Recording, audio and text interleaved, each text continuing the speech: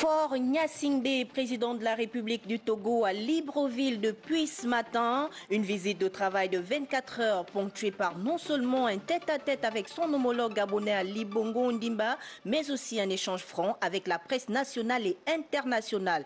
Le contenu de ces rencontres dans ce journal. Nous irons à Mounana, dans le Haut-Togo, où les populations viennent de bénéficier des soins de santé gratuits, pendant qu'à Libreville, les travailleurs du service d'aide médicale d'urgence observent un mouvement d'humeur. Toutes leurs activités sont suspendues jusqu'à nouvel ordre. Le développement de cette actualité, c'est dans votre journal. Mesdames et messieurs, bonsoir et bienvenue sur Gabon Première. On parle coopération en ouverture de cette édition d'information avec cette visite officielle du président togolais présent en terre gabonaise depuis ce matin. Faure Gnassingbé a été reçu à la présidence de la République par le chef de l'État Ali Bongo Ondimba. Les deux personnalités ont évoqué les questions d'intérêt commun. Priska Mogula, Cédric Aleka. Présent au Gabon pour une visite de travail et d'amitié, le président togolais a été accueilli à l'aéroport international Léomba par le Premier ministre. Honneurs militaires, exécution des hymnes nationaux et salutations des personnalités au salon d'honneur ont ponctué le début de ce séjour de 24 heures. Cette visite, qui s'inscrit dans le cadre du renforcement de l'axe Libreville-Lomé, a été marquée par un tête-à-tête entre le chef de l'État, Ali Bongo Ondimba, et son homologue Faure Esozima Gnassingbé à la présidence de la République. Cet entretien entre les deux hommes a permis d'évoquer plusieurs sujets d'actualité, avec en filigrane les questions liées aux dossiers d'intérêt commun, tant sur le plan bilatéral que continental. Il s'agit notamment de la consolidation de la coopération entre le Gabon et le Togo, les sujets relatifs à la politique et aux enjeux sécuritaires en Afrique de l'Ouest et centrale, ainsi que le chapitre lié au dynamisme de l'intégration régionale.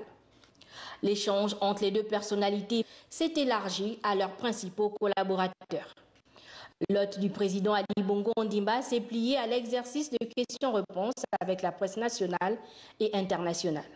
Cette visite, qui témoigne de l'excellence des liens d'amitié et de coopération entre les deux pays, marque également l'intérêt des deux chefs d'État pour le développement économique. Vous l'avez compris, Faure Gnassingbé, le président togolais, après son tête-à-tête avec son homologue gabonais, a voulu échanger avec la presse nationale et internationale. Plusieurs questions ont donc ponctué les échanges, surtout celles relatives à l'état de santé d'Ali Bongo Ondimba. Le conférencier de circonstance est toutefois revenu sur les raisons de sa présence à Libreville. Guifrène Dombian, Arnaud Mengue. Face à la presse, le président togolais Faure Gnassingbé s'est réjoui de l'amélioration de la santé de son ami et frère Ali Bongo Ondimba. Je suis venu dans le cadre d'une invitation que m'a adressée mon frère et ami, le président Bongo. Et moi-même, j'étais assez impatient de le voir, puisque depuis son problème de santé, je n'avais pu avoir qu'une conversation téléphonique avec lui qui m'avait déjà rassuré. Mais c'est toujours bien de pouvoir venir et je le remercie de m'avoir donné cette occasion. Et j'ai été soulagé et rassuré de le voir en forme.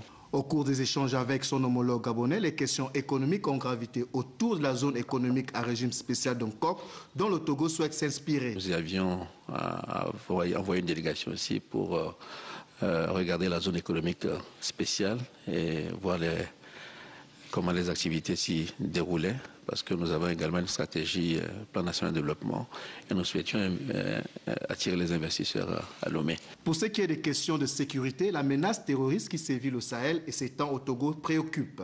Nous avons démantelé quelques cellules terroristes. Malheureusement, il y a la prise d'otages au Bénin de touristes français. Donc la menace se rapproche vers notre pays. Donc il était nécessaire, je le dis, que nous puissions renforcer la coopération régionale. Quand ça a commencé au Mali, personne ne pensait que des pays comme le Togo ou le Bénin pouvaient être touchés. La visite de Faure Gnassingbé au Gabon s'est achevée sur une note de satisfaction avec l'assurance que le Gabon et le Togo ont des liens de fraternité au beau fixe. Du côté de la primature, une autre audience. Le Premier ministre, chef du gouvernement, s'est entretenu hier à son cabinet de travail avec une délégation du groupe brésilien Asperbras. Les deux parties ont évoqué des questions touchant les domaines de l'eau et de la santé. Jacques Fourier-Mangomba, Alain Serge Yéni. Le développement de la santé pour tous et l'eau, source de vie, devenue une denrée rare à certains endroits, préoccupent fortement les populations. Ces questions sont âprement discutées ici entre le chef du gouvernement, Julien Correa-Bekale, et la délégation brésilienne du groupe Asperbras, spécialisée dans ces domaines. Francisco Colnari, chef de délégation. Nós somos de uma empresa brasileira, viemos aqui trazer o nosso portfólio de trabalhos que já temos na África. Nous sommes une société brésilienne du groupe Asperbras. Nous développons plusieurs projets ici en Afrique. On était ici en train d'échanger avec son Excellence le Premier ministre sur le développement d'un projet qui s'appelle Eau pour tous, qui ramène d'eau potable à la population de la zone rurale, et un projet qui s'appelle Santé pour tous, qui ramène des santé de qualité. L'expertise brésilienne est un atout pour notre pays qui présente des priorités dans plusieurs secteurs. Il s'agissait simplement de faire l'économie au Premier ministre chef du gouvernement, des différentes rencontres que nous avons pu avoir avec cette délégation. Il s'agissait notamment de séances de travail, notamment avec l'ANPI, pour présenter un peu l'ensemble des secteurs prioritaires du Gabon, de présenter nos différents régimes juridiques, de faire la promotion des IS, donc des zones industrielles spécialisées, donc leur montrer tout le potentiel que nous avons. Outre ces aspects évoqués, l'accès à l'eau avec le système de forage, plusieurs autres projets, notamment l'abattoir dans l'agroalimentaire et des problèmes miniers, ont également focalisé les débats. Le président de l'Assemblée nationale, Faustin Boukoubi, a lui aussi échangé avec l'ambassadeur de Turquie au Gabon. Au centre des échanges, l'intensification des rapports en matière de diplomatie parlementaire. Gilda Florondembe, Valérie Charles Polangoy. Visite de courtoisie et d'amitié au cabinet du président de l'Assemblée nationale. L'ambassadeur de Turquie accrédité au Gabon est venu faire ses civilités au numéro 1 de la représentation nationale, non sans féliciter le nouveau bureau de l'institution déterminé à porter des réformes aux idoines pour le rayonnement de la première chambre. En magnifiant la coopération bilatérale riche et agissante entre Ankara et Libreville, notamment dans le secteur de l'économie, le président Boukoubi et son hôte se sont dit prêts à intensifier la diplomatie parlementaire. La dimension parlementaire est une dimension très importante entre les deux pays. Les deux parlements de notre pays ont été renouvelés par les élections de l'année dernière. Et c'est le temps de coopération alors entre les deux assemblées nationales des deux pays. Et comme l'ambassade, nous sommes toujours prêts à la disposition de notre ami à l'Assemblée nationale du Gabon pour renforcer la coopération entre les deux parlements. Présent au Gabon depuis plus d'un an, l'ambassadeur de Turquie, Fenzi Sufan Herkula, souhaite contribuer davantage au raffermissement des relations entre les députés de nos différents parlements à travers des actions concrètes. Signalons que les deux personnalités étaient assistées pendant cette audience de leurs collaborateurs immédiats. Au palais Omar Bongo Ondimba du Sénat, le ministre délégué à l'économie était face à la commission des finances de cette institution. Devant les sénateurs, Hilaire Machima a présenté le projet d'emprunt autorisant l'État à contracter un peu plus de 115 milliards de nos francs. Cédric Nzengelomas, Félix Moudibangoui. Il est dénommé le second prêt à l'appui des politiques de développement en matière de consolidation fiscale et de croissance inclusive. Il s'agit en effet du projet d'emprunt que souhaite contracter l'État auprès de la Banque internationale pour la reconstruction et le développement. Ce DPF est fortement aligné sur la réponse coordonnée des pays de la communauté économique et monétaire de l'Afrique centrale à la récente crise économique. Il est aussi harmonisé avec le mécanisme élargi de crédit d'une durée de 3 ans soutenu par le Fonds monétaire international. En résumé, cet apport financier permet de poursuivre l'accompagnement des autorités gabonaises dans la réalisation du plan stratégique Gabon émergent et du plan de relance de l'économie. Le montant du projet, 115 382 836 300 francs CFA. Si les motifs de cette énième opération financière se justifient à plus d'un titre, Ils n'ont pas moins fait relever quelques inquiétudes des sénateurs. Depuis 2010 jusqu'à aujourd'hui, est-ce que vous pouvez nous faire l'état de la dette de notre pays? Est-ce que vous pouvez nous dire ce que cette dette a financé concrètement? Les objectifs me semblent trop généraux. Quand on dit renforcement de la soutenabilité et de l'efficacité budgétaire, allez-y problème, dites-nous exactement en quoi cela va consister. Sur les 115 millions, ça va mobiliser quoi exactement comme masse? La confiance est là, mais il n'y a pas de détails. On a du mal à l'expliquer. On a pris tel emprunt pour faire ça, ça. Autant de questionnements pour lesquels le ministre a tenu à rassurer les élus, notamment sur le taux d'endettement plafonné aujourd'hui à 54%, loin en deçà de la norme CEMAC. L'examen du projet d'emprunt se poursuit en commission. Sachez que le président du Sénat porte à la connaissance de mesdames et messieurs les sénateurs membres du bureau qu'une réunion aura lieu le mercredi 8 mai 2019, c'est-à-dire demain dès 10h30 dans la salle Mathurin Anguillet du Palais Omar Bongo Ondimba. L'actualité, c'est aussi la tenue d'un atelier axé sur des thématiques qui mettent en évidence le rôle stratégique que joue la femme dans la société. Cet atelier fait suite à la récente sortie du réseau des femmes professionnelles maritimes et portuaires. Comment ces femmes peuvent être performantes et compétitives dans une entreprise? C'est l'intérêt de la rencontre. Henrik Bokoko. La sortie officielle du RFP-MPG aura été ponctuée par une série d'échanges autour des thèmes assez évocateurs. Le ministre de la Famille et de la décennie de la femme, Estelle Ondo, a apporté des outils d'analyse sur la thématique intitulée « Promouvoir l'égalité et l'autonomie des femmes ». Le sous-thème 2 aura été débattu par des panélistes dont Priska Koho, épouse Lende, ministre de la Pêche et de la Mer. La question de la représentation et de l'influence de la femme dans les instances de décision aura été évoquée avec panache par les débatteurs, à l'image de Sidonie Flore Oué, ancien procureur de la République. Des axes d'intervention articulés autour des mécanismes visant à densifier l'action du réseau des femmes professionnelles maritimes et portuaires du Gabon. Ce réseau va nous permettre d'acquérir des connaissances via des formations à l'international dans des forums. Donc c'est vraiment une très bonne occasion pour nous. Le ministre de tutelle a une fois de plus encouragé les femmes portuaires et maritimes à travers une annonce assez significative. Côté de Dubaï, nous avons, avec nos partenaires émiratis, nous avons pu obtenir 4 bourses pour des formations des Gabonais dans le domaine maritime. Je donne 2 bourses au réseau des femmes. Ce sont les femmes qui sélectionnent. Et je vais me faire le devoir de prendre un arrêté ministériel de telle sorte que sur les 40 bourses qui nous ont été offertes sur les 10 ans, les 10 années qui viennent, qu'il y ait à chaque fois 2 femmes, 2 hommes. L'objectif pour le dit réseau est de créer des partenariats avec d'autres organisations professionnelles maritimes et portuaires, avec à la clé le renforcement des capacités opérationnelles de la gente féminine.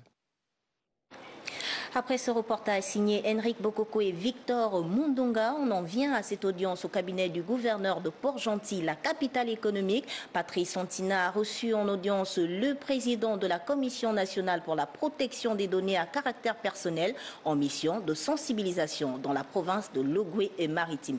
Messagerien Ngobam sur les images de nos confrères de Télé Africa. La cité pétrolière a accueilli le président de la Commission nationale pour la protection des données à caractère personnel.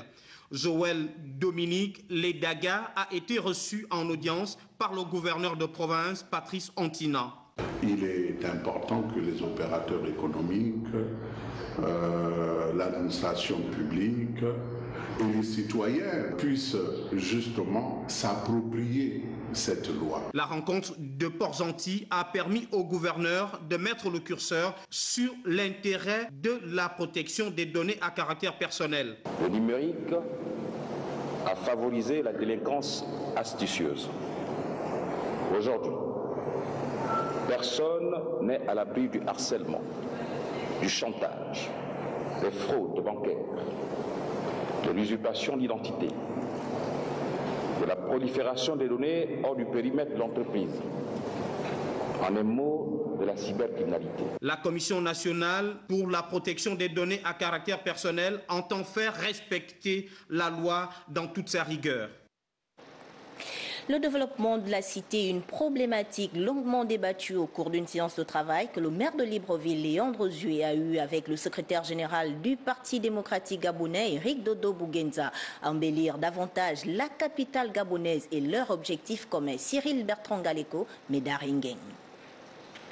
C'est une véritable poignée de main symbolisant la parfaite collaboration entre le Parti démocratique gabonais et ses différents élus occupant les postes de responsabilité au sein des administrations et institutions du pays. Ici accompagné de quelques-uns de ses adjoints, Léandre Zué, le deal de Libreville a bien voulu répondre au nouveau style de travail institué par le parti, travail basé sur une collaboration horizontale en suivant les orientations du parti sur les préoccupations des populations. Les préoccupations sociales d'abord, notamment liées à l'insalubrité. Donc la mairie a déjà tout un programme et toute une stratégie là-dessus. Il y a des préoccupations liées aux inondations. La mairie aussi travaille là-dessus. Il y a des préoccupations liées à la scolarité des enfants, avec notamment quelques insuffisances notées dans certains quartiers de salles de classe. Il y a également des préoccupations sportives. Les jeunes attendant à pied ferme des aires de jeu et des plateaux sportifs afin de pouvoir compléter leur éducation. Pour matérialiser cette approche, un document de synthèse comportant les informations sur l'ensemble des arrondissements que compte la capitale a été remis au maire qui entend, lui, mener avec modestie son magistère. Nous sommes venus voir le camarade secrétaire général prendre ses avis et conseils afin de mener à bien la mission qui nous a été confiée par le distingué camarade président. Et la feuille de route a été déclinée lors de mon installation. Et là, nous attendons maintenant à partir sur de nouvelles bases. Pour l'heure, à quelques semaines de ses 100 jours à la tête de la municipalité la plus importante du Gabon, Léandre Zué attend encore de mettre tout le monde d'accord. Pendant ce temps, le ministre d'État en charge de l'Éducation nationale et les partenaires sociaux poursuivent les travaux engagés il y a quelques jours. Il est question pour ces derniers d'élaborer un planning de travail qui consiste à déterminer la moyenne d'âge de l'obtention du baccalauréat au Gabon. Betty Andjembe, Arnaud Mengue. Le ministre d'État en charge de l'Éducation nationale et les partenaires sociaux en pleine réflexion pour mettre fin à la crise qui prévaut dans ce secteur. Ces échanges consistent à établir des groupes de travail par zone académique afin de trouver des stratégies visant à réguler la question d'attribution de bourses après l'obtention du baccalauréat. Pour le moment, nous sommes sur la moyenne d'âge du baccalauréat dans les établissements publics, confessionnels, laïcs reconnus d'utilité publique. Nous voulons avoir la moyenne d'âge de tous les élèves qui sont présentés au baccalauréat cette année. La rencontre du ministre d'État à l'Éducation nationale va nous permettre, un tant soit peu, de dénouer la situation d'une crise qu'on a failli connaître à l'Éducation nationale. Pour cela, il a mis en place un certain nombre de commissions afin de travailler sur le terrain au niveau des établissements, en commençant par l'estuaire. Et après, ces commissions vont s'étendre à travailler à l'intérieur du pays. Dans tous les bassins, nous aurons des partenaires sociaux, des associations de parents d'élèves et tout le monde. Nous allons travailler et rendre fermement les conclusions qui s'imposeront. Ces travaux qui portent également sur le suivi et la vérification du parcours d'un élève dès la classe de 3e et ce jusqu'en terminale sont prévus s'achever le 6 juin prochain. Hors de Libreville, précisément à 700 km de la capitale gabonaise à Tchibanga, province de la Nyanga, l'élu du 2e siège de Mougoti, Alexis Boutambambina, vient de procéder à la remise des kits scolaires et informatiques aux élèves de 3e et terminale de quelques établissements de la localité. Il a également donné des médicaments au corps médical du centre hospitalier régional de Tchibanga. Linda Nyumba Mungengi, Gérard Miendo, envoyé spéciaux. 169 annales, toutes disciplines confondues, un peu plus d'une dizaine de box internet haut débit et des ordinateurs répartis selon les besoins des établissements sont entre autres les présents remis aux différents responsables des lycées publics, catholiques et techniques de Tchibonga pour les élèves en classe d'examen.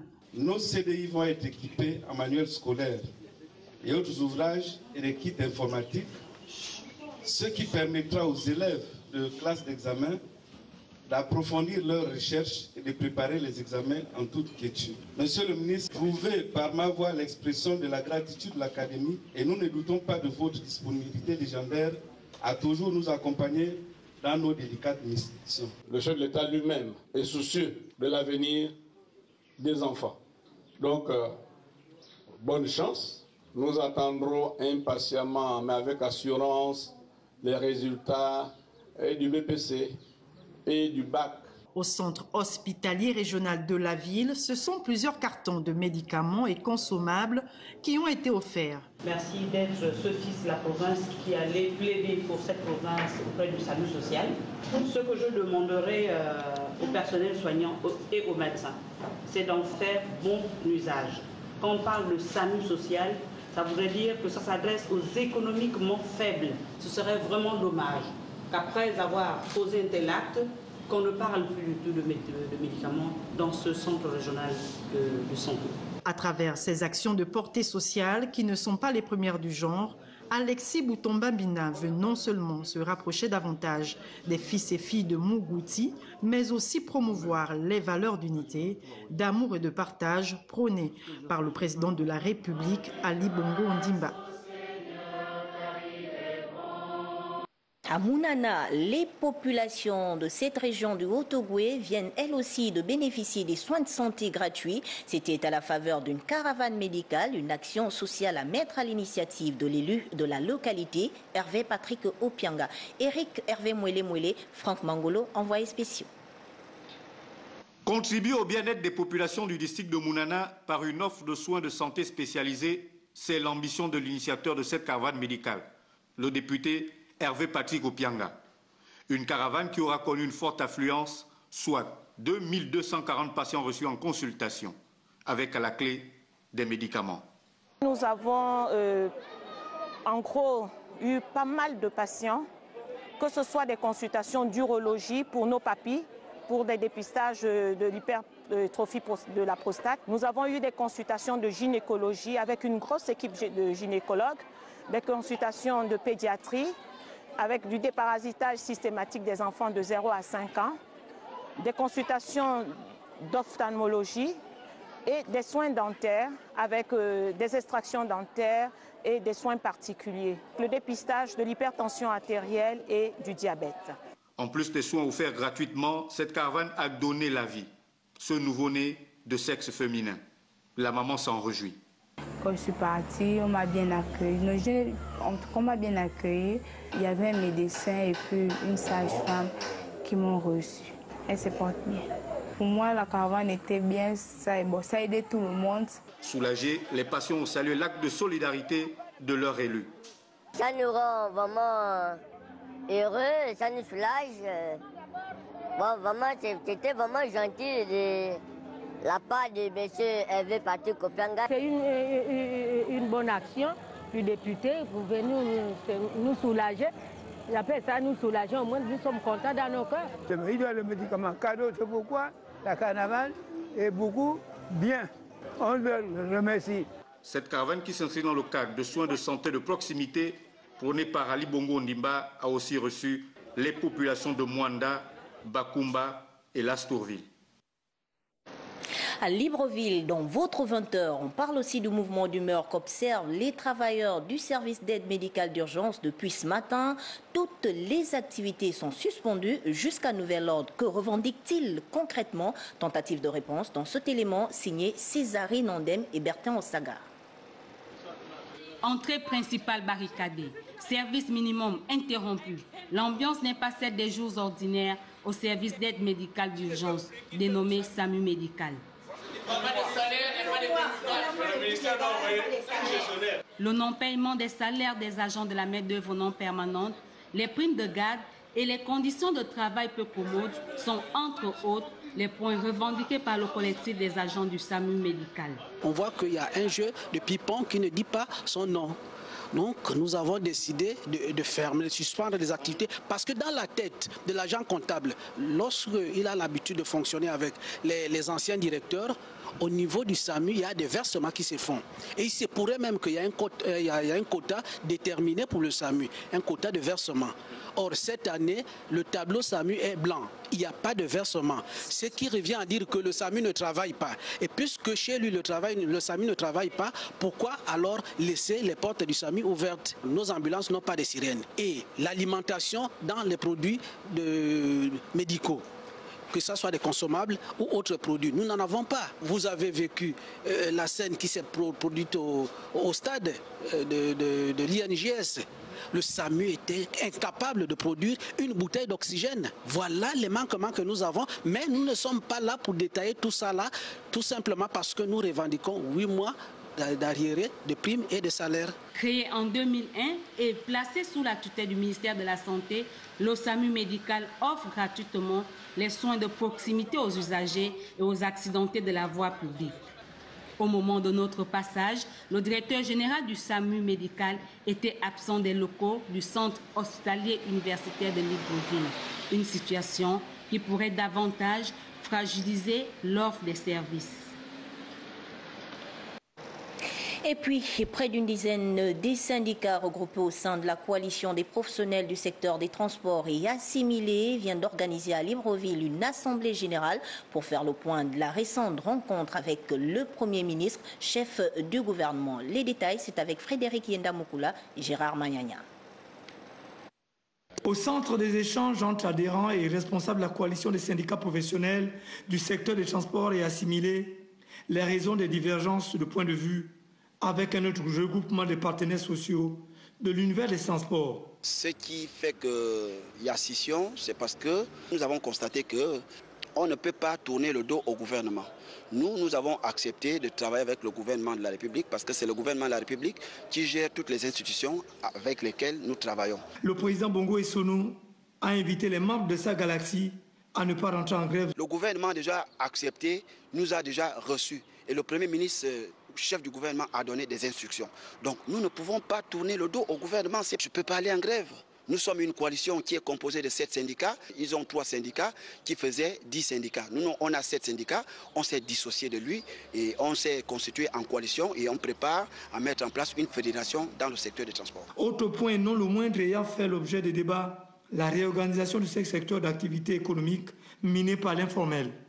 On est dans l'informel. Le code du travail n'est pas appliqué. Nous demandons au gouvernement de mettre en place un code du travail, de mettre en place un contrat de travail. Or, aujourd'hui, dans tout le secteur de transport, aucun transporteur n'a un contrat de travail. Beaucoup ont commencé étant jeunes, ils vieillissent et ils changent de voiture. D'où on demande au gouvernement de venir réglementer cette activité afin que celui qui veut exercer l'activité de transport puisse, n'est-ce pas, respecter les lois et règles en vigueur dans notre pays. L'activité de transport terrestre, urbain et périurbain demeure toujours au centre de préoccupation des autorités du Gabon, du fait du manque de structuration et du non-respect de la réglementation en vigueur par les opérateurs économiques. La journée mondiale de la liberté de la presse, on en parle encore, célébrée le 3 mai dernier. Comme chaque année, elle a été mise à profit par le panel des inconnus, une plateforme qui regroupe des hommes des médias pour jeter un regard dans le rétroviseur sur les avancées et les manquements de la pratique journalistique au Gabon à travers des communications, des tables rondes et des ateliers. Kenny Kangabou-Samba, Rodolphe Yelenvi. Les médias pour la démocratie, journalisme et élection en temps de désinformation, journalisme de paix, principes et pratiques, des thèmes évocateurs qui ont poussé à la réflexion, l'analyse et la remise en cause des pratiques professionnelles des hommes et femmes des médias, souvent mis à rude épreuve. Nous avons fait référence à l'équilibre de l'information lorsqu'on est face à une actualité bien précise.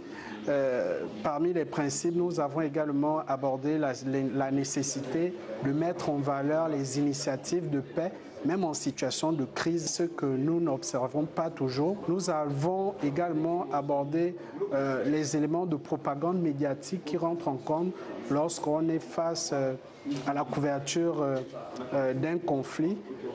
Nous nous sommes basés sur la crise libyenne qui a été vivement couverte par les médias occidentaux. À l'ère des nouvelles technologies, l'atelier Mojo, comme pour dire mobile journalistique, a présenté aux participants un moyen pratique et facile pour la réalisation d'un contenu journalistique à partir d'un smartphone. Aujourd'hui, avec tout ce qu'il y a comme outils numériques et tout ce qu'il y a comme actualité en temps réel, il est parfois difficile pour un journaliste de pouvoir joindre sa rédaction dans le but de pouvoir diffuser une information. Alors l'atelier répond justement à cette thématique de production de contenu à temps réel en utilisant des technologies accessibles à tous et qui sont en règle générale dans nos poches, notamment le téléphone. La liberté de la presse encore mitigée au Gabon, les participants appelaient également à plus de responsabilité et de professionnalisme ont planché durant ces travaux sur l'idée de la création d'un ordre national des journalistes.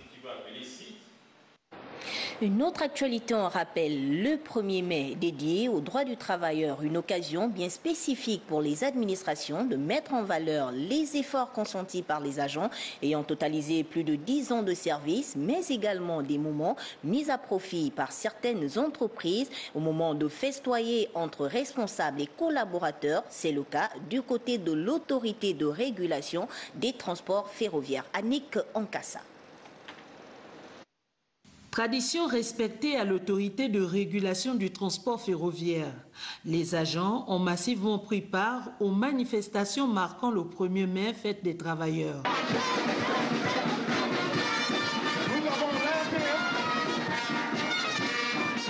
Après l'effort vient le réconfort. C'est autour d'un repas que le président du syndicat des travailleurs de l'ARTEF a rappelé aux responsables de cette administration la nécessité de la prise en compte de leurs revendications.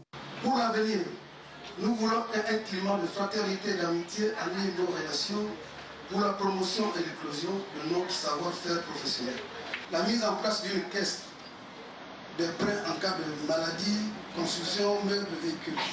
La facilité des prêts dans les banques. Le patron de cette structure a réitéré son engagement à œuvrer pour le fonctionnement optimal de cette institution. Mon prédécesseur, le ministre Justin Dounangoy, avait déjà posé les jalons d'un nouveau départ pour l'ARTF. Le nouveau départ, c'est d'abord par rapport au texte qu'il avait mis en place avec toute l'équipe qui l'entourait. Et lorsque je suis arrivé, par la grâce de Dieu, avec la bénédiction donc de celui qui commande notre pays, le président Ali Bongo Ondimba, j'ai donc pris acte de tout ce qu'il avait déjà posé comme jalon. Au cours de cette manifestation, les agents ont été invités à plus d'ardeur et d'efficacité au travail. Pour que nous puissions donner ce nouveau souffle à l'ARTF, nous devons nous mettre au travail. C'est le travail qui paye. Les salaires dont nous sommes en train de parler ne peuvent avoir leur régularité que si nous apportons au niveau du travail. Joey, Nicolas Mogo, Suleiman et autres artistes locaux ont mis les petits plats dans les grands pour rendre plus agréable cette fête. Du sport, avant la fin de cette édition d'information, le tournoi Aya comptant pour la nouvelle saison de handball s'est achevé ce week-end. Chez les femmes, Sifflotant était opposé à Jacques et chez les hommes, Phoenix était face à Libreville Handball Club. Les scores et autres détails avec Ruth Mignolet-Sando et Vincent Gabina. 5 jours, c'est le temps mis pour jauger de l'efficacité des 10 clubs repartis en hommes et dames qui ont pris une part très active à cette première édition de l'Open organisé par l'association AYA de l'international handballeur gabonais Yannick Obion. Donc nous avons pris la résolution de travailler d'arrache-pied pour essayer d'atteindre une certaine stabilité. Et nous avons pour objectif cette année de jouer les hauts du tableau et jour. La phase d'élimination a permis de hisser en finale chez les dames la formation de Sifflotant qui a eu pour adversaire la Jeunesse Athlétique Club, l'AJAC. C'était difficile pour nous au début par rapport à l'effectif. On est un effectif réduit de 7 joueuses, pas de remplaçantes. Donc pour mes joueuses, c'est difficile d'aller aller-retour pendant 1 heure à vive allure. Une finale aux allures de répétition pour les clubistes qui ont été complémentaires sur l'aire de jeu et se sont imposés 24-16. Nous sommes très heureuses d'avoir remporté cette première édition. Les équipes ne se ressemblent pas, les matchs ne se ressemblent pas et sincèrement, nous avons donné le meilleur de nous ce soir. En hommes, le match Phoenix face à Libreville Handball Club a tenu toutes ses promesses. Les Librevillois, plus appliqués, n'ont pas laissé un seul moment de répit à leur adversaire. C'est vrai qu'on vient avec l'objectif forcément de gagner, mais ils ont été plus forts que nous, ils ont été plus réalistes que nous, on a beaucoup raté. Et dans le sport de haut niveau, ce sont les détails, ça ne pardonne pas. On peut dire que ce tournoi pour nous c'était pour préparer le début de saison parce qu'à l'extérieur le championnat n'a pas encore repris. Donc ce tournoi nous a permis de voir où ça n'allait pas et où ça marchait. Teigneux et bagarreurs, ils vont accrocher Phoenix 23-18 dans une affiche où le niveau technique de Phoenix a été en deçà des attentes du public. Notez dans vos agendas que dans le cadre de nos programmes, vous suivrez dès 22h un plateau spécial avec pour invité René Ndémézobian, premier secrétaire du parti politique Démocratie Nouvelle. Avec Charles Bamondo, il va s'agir de décortiquer non seulement les contours de cette formation politique, ils aborderont aussi les questions d'actualité du moment. C'est sur cette note que nous mettons un terme à cette édition d'information. L'actualité se poursuit sur Gabon Première. 23h, vous serez en compagnie de Wivine au Vendant. 13h chez la Mébalé. Moi, je vous dis à demain lorsqu'il sera 20h, s'il plaît. Adieu.